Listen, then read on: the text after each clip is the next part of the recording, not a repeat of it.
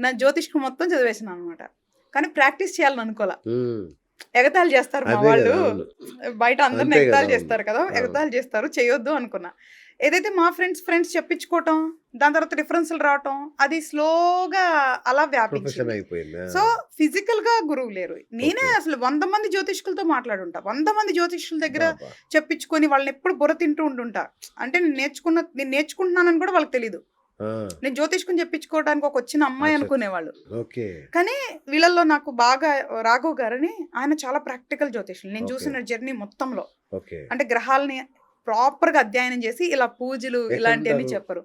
అప్పుడు కుకట్పల్లిలో ఉండేవాళ్ళు. అచ్చచ్చ! తర్వాత రాఘవ. చానాళ్ళయిపోయింది ఓకే. మాట్లాడి. ఓకే. ఆ! Very nice personality. ఆయన ఓకే. వాస్తు, జ్యోతిష్యం 2. హ్మ్. ఆయన దగ్గర కూడా చాలా మాట్లాడుతూ అలా అంటే ఎదుటోళ్ళకి తెలియకుండానే వాళ్ళ దగ్గర జ్ఞానాన్ని తీసేసుకుంటూ ఉండేదాన్ని. అలాగా నిజంగా ఒరిజినల్‌గా నేను అంటే ఎవరినో మభ్యపెడతానికో, మాయ పెడతానికో రైట్. రైట్. చెప్పను నేను.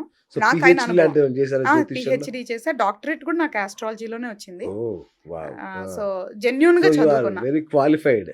MBBS, FRCS London. మన భాషలో చెప్పాలంటే. అవును. Very good. Okay. Super. So, I think tension లేదు మాకు. ఆ! ఓకే. లేదు. నేను శాస్త్రానికి కట్టుబడి ఉంటా. రైట్. సూపర్. సో, అబద్ధాలు గాని, అవి గాని మీరు కొన్ని కోట్లిచ్చినా చెప్పను. భయపెట్టడాలు. అస్సలు నేను భయపెట్టను. అచ్చా! అంటే కాదు. ఏంటి కష్టంగా ఉంది. ఇట్లా అట్లా ఏం లేదు. లేదు. అసలు శాస్త్రం పరంగా అసలు చెప్పకూడదు. ఓకే. చాలా ఓహ్! విషయాలు చెప్పకూడదు. ఓకే. భయపెట్టకూడదు. మేము ఓకే. చెప్పకూడదు కొన్ని ఓహ్! విషయాలు. ఇప్పుడు బయట చాలా చెప్పే ఆ రోగాలు గాని, చావులు గాని, ఇవన్నీ కూడా అసలు చెప్పకూడదు. జాగ్రత్తలు చెప్తాము.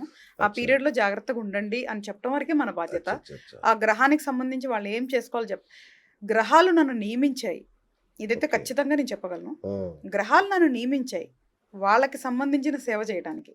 అంటే వాళ్ళకి సంబంధించిన జ్ఞానాన్ని నలుగురికి పంచడానికి మాత్రమే నియమించాయి. హ్మ్. అందుకే మీరు జ్యోతిష్కులని దానికి పేరు పెట్టుకోండి గానీ, అదేలెండి. నా పని వాళ్ళకి సేవ చేయటం వరకే. గ్రహాలకు సేవ ఆ! చేయడమే. ఓకే. తప్పించాలి అనుకున్నానా, అయి నాకు ఇస్తా ఉంటాయి. మిమ్మల్ని తప్పిస్తాయి. ఆల్రెడీ ఇచ్చేసాయి. అయి కూడా వార్నింగ్‌లు అయిపోయినాయి. అంటే నేను కొంచెం కైండ్ అండి. అదేలెండి. ఆ! కొన్ని తప్పిస్తానికి నేను ప్రయత్నించిన సందర్భాలొచ్చినాయి. ఓహ్! అప్పుడు నన్ను ఒకసారి పనిష్ చేసింది కొంచెం. అంటే నన్ను గాదు. నాకు అదేలెండి. కొంచెం స్ట్రెయిన్ అయ్యేలాగా పనిష్మెంట్ ఇచ్చింది. ఆ తర్వాత ఏంటి అన్నప్పుడు అవే సందేశం ఇచ్చాయి. వాళ్ళు చేసుకున్న కర్మానుసారం మేమలాగా ఉన్నాం. వాళ్ళకి జ్ఞానం ఇవ్వు. మార్గం చూపిచ్చు. కానీ తప్పించాలని ప్రయత్నించకు. ఇప్పుడు మరి పూజలన్నీ అవే గదా! పరిహారాలు, పూజలన్నీ తప్పిచ్చేవే గదా! ఎవరు చెప్పారు?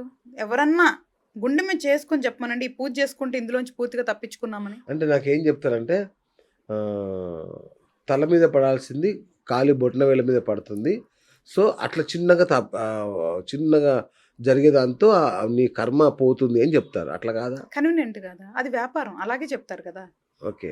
ఇప్పుడు రియల్ ఎస్టేట్ మాది వ్యాపారం. ఓకే. ఏమని చెప్తాం మాది అమ్మేటప్పుడు? మాది అద్భుతమనే చెప్తాం. అద్భుతం అసల. జ్యోతిష్కం కూడా వ్యాపారం. మీరు అర్థం చేసుకోవాలి అది. ఎవరికీ అర్థం కావట్లా. జ్యోతిష్కం అనేది ఒక వృత్తి. అవును. ఒక వ్యాపారం. నేను అవును. వృత్తిలాగా చూసుకుంటున్నా. కొంతమంది వ్యాపారంలాగా చూసుకుంటారు. ఓకే.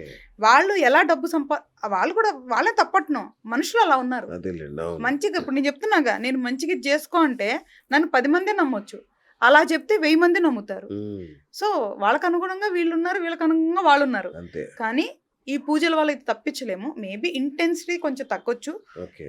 ఒక ధైర్యం ఉంటది కదా! మానసిక కరెక్ట్. ధైర్యం. అవును. అది ఇంపార్టెంట్. ఈ పూజ చేయించుకున్నా కాబట్టి నాకేం అవ్వదు అనుకుంటారు కదా! అవునవును. ఆ ధైర్యం బలం. ఓహ్! అది మామూలుగా తెచ్చుకోమంటున్నా. రైట్. దీని అవసరం ఇంత సహాయం ఖర్చు పెట్టనవసరంలా. అవసరంలా. ఎవరి ఓకే. కాళ్ళు మంత్ర సాధన చేసి దైవంతో ఫ్రెండ్‌షిప్ చేస్తే కూడా వస్తది. వచ్చేస్తుంది. ఇవన్నీ ఓకే. చేయాల్సిన అవసరం లేదు. సూపర్. సూపర్. ఇంకొకటి స్వర్గం, నరకం ఎక్కడో లేవు. ఈ భూమి మీదే ఉంటాయి. ఇప్పుడు మనం చేసేవే స్వర్గ నరకాలకు అని చెప్తుంటారు గదా! అవును. అంటే ఏంటి? అంటే మన ఇప్పుడు పోయిన జన్మ నుంచి తెచ్చుకున్న కర్మలను ఈ బాధల రూపంలో, సంతోషం రూపంలో అనుభవిస్తున్నట్టా? అవును. ఇప్పుడు ఈ కర్మ సిస్టమ్ ఉందని చెప్పాను కదా! అవును. ఇందులో మంచి చేస్తేనేమో మనకి గిఫ్ట్స్ వస్తాయి. అవును. బ్యాడ్ చేస్తే పనిష్మెంట్స్ వస్తాయి. అవును. సో, ఈ స్వర్గం, నరకం అనేది వెకేషన్ లాగా మధ్యలో మనకొచ్చే రివార్డ్స్ లాగా. ఓకే. మనకి ఎక్కువ, ఎక్కువ బ్యాడ్ ఉంది. వెరీ, వెరీ బ్యాడ్ ఉంది అంటే అవును. ఒక పనిష్మెంట్. ఇప్పుడు చాలామంది ఇక్కడ తప్పు చేస్తే జైలుకి ఎట్లా ఎళ్తారో అలాగా నరకం అనేది. జైలు నరకమే కదా! ఏమైనా ఓకే. సుఖమా? అంతే గదా! అవును. ఇక్కడే ఉండొచ్చు. భూలోకంలోనే అనుభవిస్తుండొచ్చు. మన శాస్త్రంలో వేరే లోకాల కింద చెప్పారు. నరకం, హ్మ్. స్వర్గం అనేది. కానీ అవి ఎక్కడో లేవు. ఇక్కడే ఉంటాయి. ఓహ్! సో, అలాగా వెకేషన్ ఎళ్ళొస్తున్నాం. స్వర్గమేగా. ఆ! ఇప్పుడు మాల్దీవ్స్ ఎళ్లారు మీరు. అచ్చచ్చా! అబ్బాయిలు మాల్దీవ్స్ ఎళ్తే గోవా వెళ్తే బ్యాంకాక్ వెళ్తే ఎంత హ్యాపీగా ఫీల్ అవుతారు. సూపర్ అసలు. అదే స్వర్గం కదా. రంభా ఊర్వశులు అందరూ ఇక్కడే చూసేస్తారు అక్కడే మీరు. చూసేస్తారు. సో ఇలాగే ప్రాక్టికల్ గా ఉండమంటున్నా నేను. ఓకే Right, వేరే right. లోకాలు ఉంటే ఓకే ఉండని అవి ఎట్లాగో మనకు గుర్తుండవు. అవును. ఇక్కడైతే గుర్తుంటున్నాయి కదా. ఈ అవును. జన్మకైతే ఇదైతే మనకు Correct, ఉందో correct. అవును. ఈ డేటా అంతా గుర్తుంటుంది కాబట్టి అవన్నీ రివార్డ్స్ ప్రోగ్రామ్. Okay. అవి అనుభవించినంత మాత్రాన మనకి క్యాన్సిలేషన్ జరగదు. అవి జస్ట్ మనకి మధ్యలో చేసే మనకి కొన్ని కోర్సెస్ లాగానే. ఓకే. కాబట్టి మనం ఎలా ఉండాలి అనేది మాక్సిమం మన చేతుల్లో ఉంటుంది. అంత చెప్పినంత సులువు కాదు, కానీ అలానే అసాధ్యం అయితే అవ్వదు. ఓకే. ప్రాక్టీస్ చేయాలి, ఏదైనా ప్రాక్టీస్. ఇప్పుడు సంగీతం అండి, ఫస్ట్ రోజు ఎవరు గానాలు పాడేరు కదా. అంతే సరిగమల దగ్గర నుంచి శృతులు లయలు నేర్చుకొని ఎంతో ప్రాక్టీస్ చేసి కొన్ని ఎందుకంటే సంవత్సరాలు. బాలసుబ్రహ్మణ్యం గారు కూడా ఫస్ట్ పాడడానికి వెళ్తే పో అని పంపించేశారంట. ఉమ్. So, కానీ చదువుకున్నారుగా, ఎంతో చదువుకున్నాయి, అవును. ప్రాక్టీస్ చేస్తే పాడారు కదా. yes. అలాగే మనం కూడా ప్రతి విషయంని కూడా మనం కూడా బాగా అవగాహన చేసుకొని అర్థం చేసుకొని అంగీకరించి అనుసరిస్తే సాధించవచ్చు. ఏది కష్టం కాదు ఈ ప్రపంచంలో. ఓకే. మనిషి సాధించలేనిది ఏముండదండి. ఏముంటదండి. అవును, కరెక్ట్ కదా. Right ma'am. ఈ రాశులు, ఈ నక్షత్రాలు ఇవన్నీ అయితే ఉంటాయో వీటి ఆధారంగానే చెప్తుంటారు కదా ఒక మనిషి ఏంటి, ఒక మనిషి ఏంటి అని. నిజంగా ఒక మనిషి క్యారెక్టర్ని ఈ రాశులు నక్షత్రాలు నిర్ణయిస్తాయా? 100% కాదండి, ఆ, కొన్ని వస్తాయి దాంట్లోంచి. అచ్చా. కానీ ఆ వచ్చేవి కూడా గ్రహాలు కూర్చున్న దాన్ని బట్టి వస్తాయి. అచ్చా. మొత్తం గ్రహాల వల్లేనండి. ఓకే. రాసులు అనే సబ్జెక్టు వేదిక శాస్త్రం ఉన్నట్టు నేనైతే చదువుకోలేదు. అవునా? ఓకే. వాళ్ళు చెప్పేవాళ్ళు నేనేం కించపరచను, కానీ ఆ. అది కూడా మరి రాశి ఫలాలు సింహరాశిలో ఎంత మంది ఉండొచ్చు? కొన్ని లక్షల కోట్ల మంది ఉంటారు. అందరికి ఒకేలా ఉంటుంది జీవితం. ఉండదు. మరి ఎలాగ ఆ, నమ్ముతారు? మళ్ళీ దానికి వీళ్ళు ఏం చెప్తారు, నక్షత్రం అంటారు.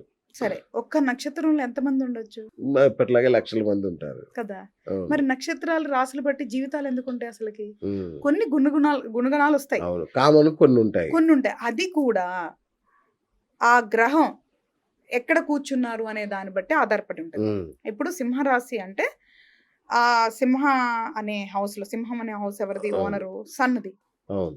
దాంట్లో చంద్రుడు కూర్చోవటం వల్ల అది సింహరాశి మనకు వచ్చింది. ఉమ్. ఈ చంద్రుడు అసలు ఏంటి అధిపతి అనేది ముఖ్యం. ఓకే. ఈ సూర్యుడు ఎక్కడ కూర్చున్నాడు అనేది ముఖ్యం. ఓకే. ఈ చంద్రుడు ఆ 3 నక్షత్రాల్లో ఎవరి నక్షత్రంలో కూర్చున్నాడు అనేది ఇంపార్టెంట్. అవును. ఆయన సపోజ్ గా కుజుడు నక్షత్రంలో కూర్చున్నాడు అనుకుందాం. ఈ కుజుడు ఎవరితో ఎక్కడ కూర్చున్నాడు అనేది ఇంపార్టెంట్. ఓ. ఇన్ని మ్యాట్రిక్స్లతో ఆ. మన శరీరం యొక్క ఏమంటారు అవయవాల దగ్గర నుంచి, ఎత్తు పొడుగు దగ్గర నుంచి, లావు సన్న దగ్గర నుంచి, రంగు రూపం దగ్గర నుంచి, అవును.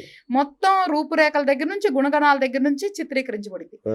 ఎలాగా ఒక రాశి వాళ్ళు ఈ సంవత్సరం అంతా బాగుంటదంటే నమ్మేస్తున్నారు. మన వాళ్ళు ప్రశ్నించరు, ఓకే. ఆలోచించరు.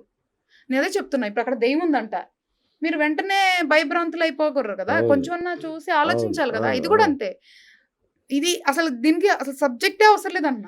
ఆ. 12 గళ్ళు, మొత్తం రాసులు 12 రాసులు, ఎన్ని కోట్ల జనాభా ఉన్నారు, అసలు ఎలాగున్నాయి అందరి జీవితాలు. అదే కదా.